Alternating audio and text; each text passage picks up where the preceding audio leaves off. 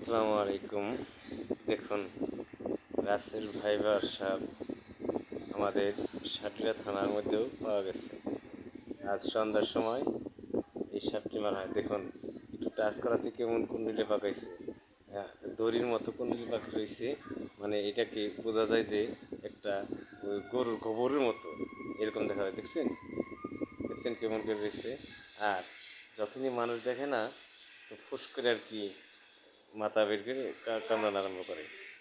মানে পাতা, শুকনো পাতার মতো কেমন হয়ে রয়েছে, দেখছেন? মারাত্মক সাপটা। তো সবাই ইনশাল্লাহ সতর্কভাবে থাকবেন। যাদের বাড়ির কাছ দিয়ে, বিশেষ করে নদী মাতৃক যে এই এলাকা, তারা একটু সতর্ক থাকবেন, সচেতন থাকবেন। আর রাতের বেলায় সবাই টর্চ ব্যবহার করবেন। আর দেখেন কেমন কেমন করতেছে, দেখছেন দেখছেন রাগ কত শরীরে, হ্যাঁ, দেখছেন দেখছেন তো কেমন রাগ করতেছে।